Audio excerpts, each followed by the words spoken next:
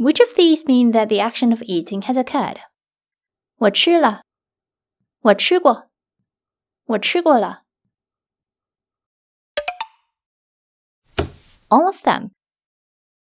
Both 了 and 过 give the impression that something has occurred. How do you use them then? Let's find out.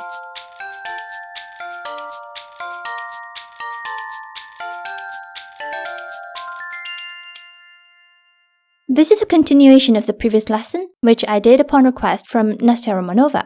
We've already looked at how to use la in the previous lesson, so in this lesson, I'll only be explaining 过 and then move on to compare it with la.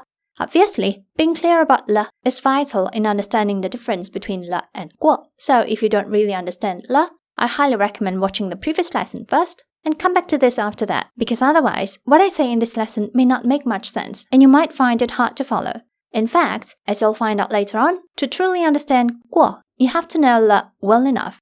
Just a very brief recap, there are basically two types of la. Aspect particle, also known as la 1, is primarily placed after the verb and indicates the completion of an action. Modal particle, also known as la 2, is primarily placed at the end of a sentence and indicates change. Now on to 过.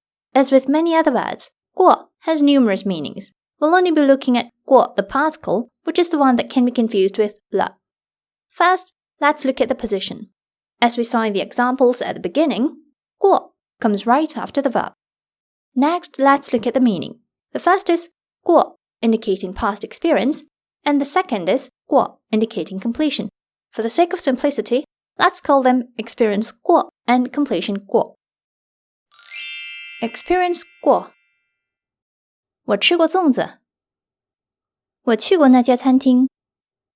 Let's now look at the question and negative forms of the above sentences. For questions, simply add 吗 at the end. Nothing else changes. 你吃过粽子吗？你去过那家餐厅吗？ For negatives, just add may in front of the verb. Again, everything else remains the same. 我没吃过粽子。我没去过那家餐厅。Easy as pie, right? Moving on to the second meaning. Completion, 过。我吃过粽子了。我去过那家餐厅了。You would have noticed that basically they are the same as the examples for experience 过, except that now we have la at the end. We'll be coming back to have a closer look at these examples, but for now, let's move on to look at how to make questions and negative sentences with completion 过. For questions, it is again very straightforward. Just add 吗 at the end. 你吃过粽子了吗？你去过那家餐厅了吗？ For negatives, in the previous case of experience 过, we simply added may in front of the verb, and everything else remained as it is. In the case of completion 过, we still insert may before the verb, but this time, both 过 as well as la at the end are dropped. 我没吃粽子。我没去那家餐厅。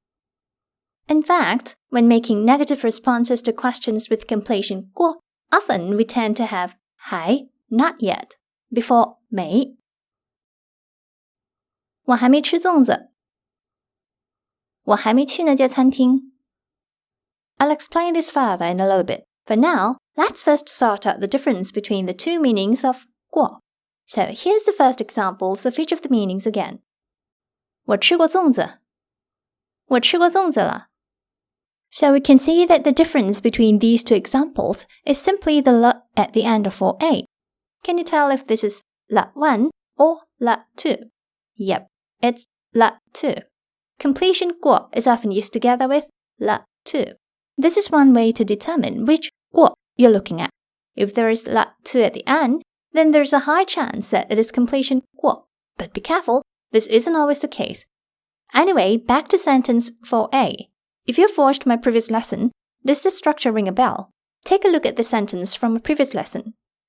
我吃了饭了。Doesn't this look strikingly similar to example 4a?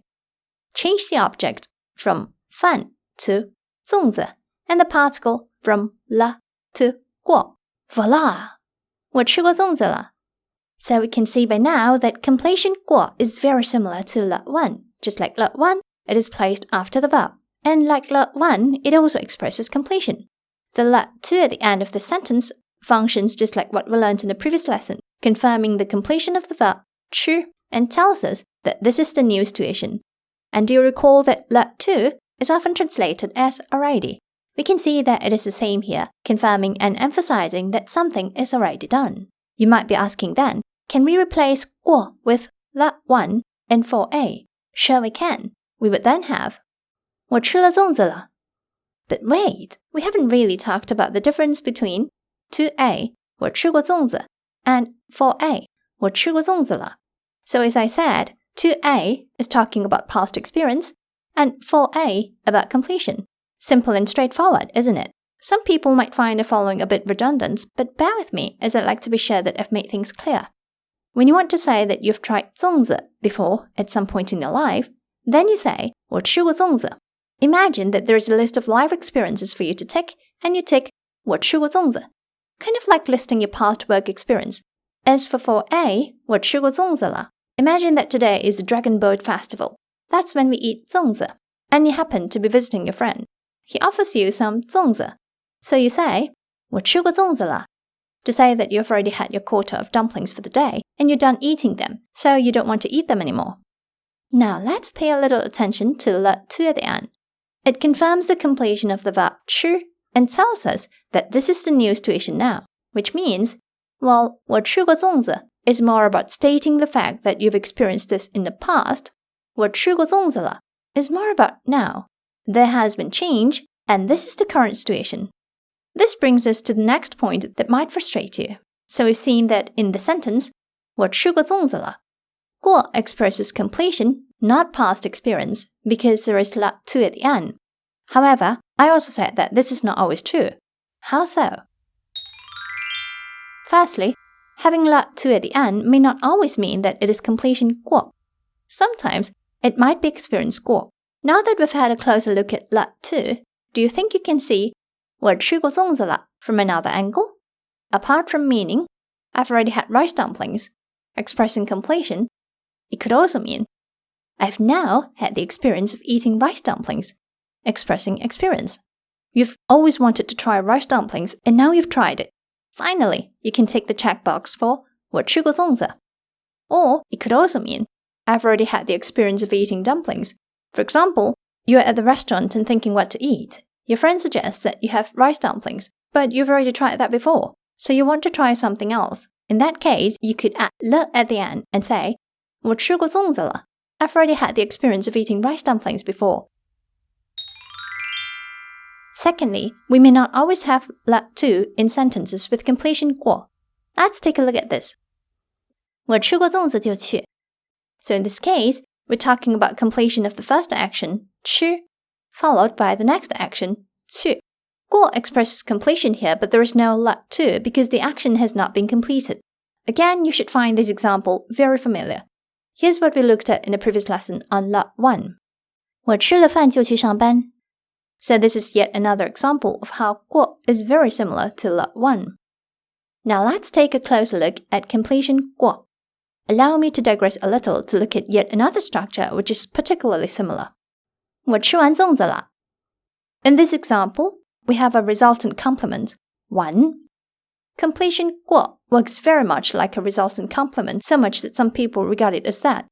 It might seem that I'm trying to confuse you even more, but I'm showing this extra example in the hope that by comparing it with more similar sentences, you can have a clearer sense of what 过 represents. So now, we have 3 very similar sentences. 我吃过粽子了. 我吃了粽子了. 我吃完粽子了. Among them, 7a, 我吃完粽子了, is probably the one that stands out most. The focal point of resultant complement 1 is that it is finished.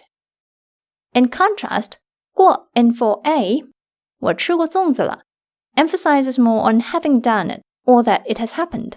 The original meaning of 过 as a verb is to pass, to go through, so you can imagine how as a particle, this aspect of the meaning is retained. Compared to 1 and 过, le 1 in 4aa, 我吃了粽子了, is pretty neutral and doesn't express that much of a distinctive emphasis. Now that you probably have a better feel of completion 过, Let's go back to the negative sentences earlier. 我还没吃粽子。我还没去那家餐厅。There are 2 points I'd like to bring your attention to.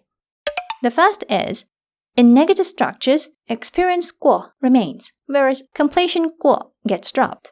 This is yet another element of completion 过 that is similar to lot 1. If you recall our previous lesson, when negating lot 1 itself is dropped. The second point is, why do we tend to have 还 when negating completion 过? If you think about the question counterparts, it becomes quite clear. So let's take a look at the questions again. 你吃过粽子了吗？你去过那家餐厅了吗？ This 过 emphasizes completion. Have you already done it? And so, not yet is a very natural response. Here's a review of the 2 uses of 过. Completion 过 usually has 了 to at the end, whereas experience 过 usually does not. In negative sentences, experience 过 remains, whereas completion 过 is dropped. Experience 过 is more about the fact that you have had the experience sometime in the past, whereas completion 过 with 了 to at the end, emphasizing that this is the current situation, has more focus on now. Although generally we can distinguish them apart in this way, nevertheless, sometimes you might be faced with situations where the line between experience 过 and completion 过 is quite blur. Let's look at this dialogue. 黄飞鸿看过吗？没看过的话，明天看吧。看过，不过可以再看。看过了还看。As you can see in this dialogue, in response to A's question, 看过, B answers with the same 看过.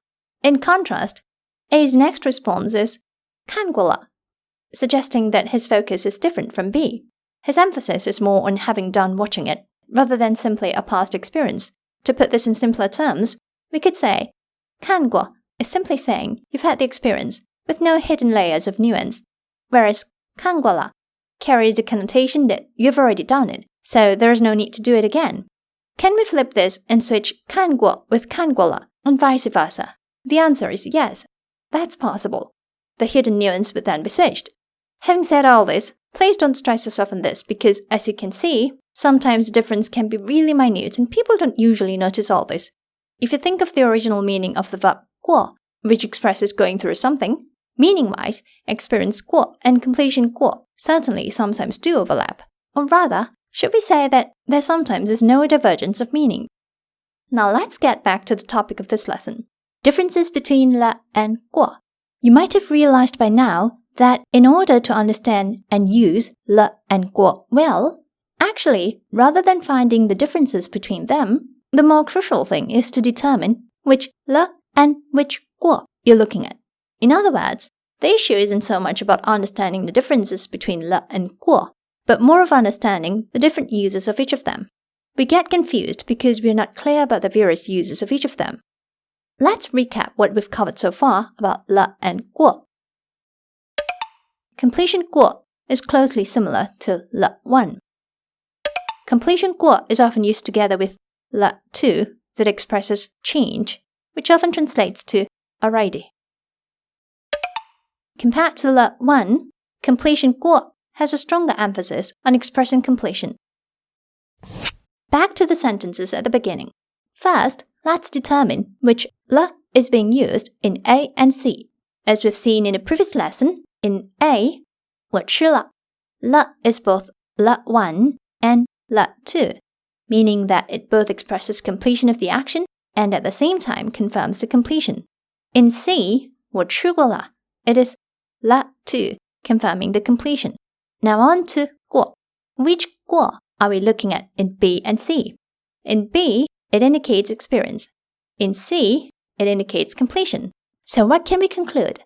They're all actions that have happened, but may not mean exactly the same thing. 我吃了 with 了 being both 了 1 and 了 2 can be very similar to 我吃过了. On the other hand, 我吃过 means simply I've had the experience of eating in the past.